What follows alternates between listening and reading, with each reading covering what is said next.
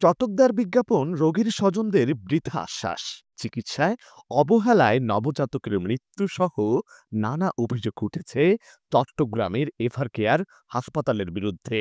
আর এইসব অভিযোগ করেছেন চট্টগ্রাম বিশ্ববিদ্যালয়ের বাংলা বিভাগের সহকারী অধ্যাপক আবু বক্কর সিদ্দিক। এভারকেয়ার হাসপাতালে চিকিৎসাধীন অবস্থায় তার স্ত্রীর ডেলিভারির সময় সন্তানের মৃত্যু ঘটে। প্রায় ৮টা ৪০-এর দিকে দ্বিতীয় ডাক্তার ৪ দিন পর গতকাল চট্টগ্রাম প্রেস ক্লাবে সংবাদ সম্মেলন করে এসব তথ্য জানান ভুক্তভোগী শিক্ষক। তো বেবি সম্পূর্ণ সুস্থ ছিল। আপনাদের তত্ত্বাবধানে বেবির অবস্থা খারাপ হলো। তিনি বলেন, এভারকেয়ার হাসপাতালের গাইনি বিশেষজ্ঞ সিনিয়র কনসালটেন্ট ডাক্তার সঞ্জিদা কবিরের তত্ত্বাবধানে ছিলেন তার স্ত্রী। তার সব রিপোর্টই ঠিকঠাক ছিল। এর প্রেক্ষিতে গত ১৯ ডিসেম্বর রাত আনুমানিক ৪টার দিকে তার স্ত্রীর প্রসব বেদনা শুরু হয়। তারা ভোর ৫:৩০টার দিকে এভারকেয়ার হাসপাতালে পৌঁছান।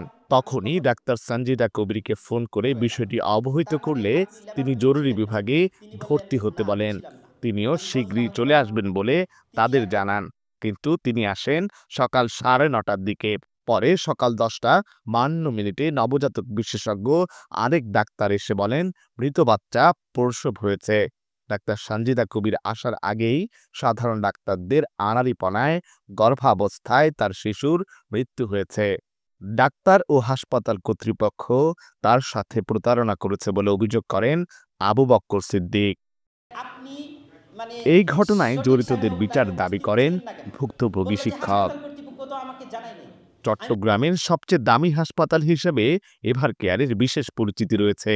সবচেয়ে ব্যয়বহুল এমন হাসপাতালে যাত্রার শুরু থেকেই রয়েছে চিকিৎসায় চরম অবহেলার অভিযোগ। এসব অভিযোগ প্রসঙ্গে এভারকেয়ার হাসপাতাল কর্তৃপক্ষের কোনো বক্তব্য পাওয়া যায়নি।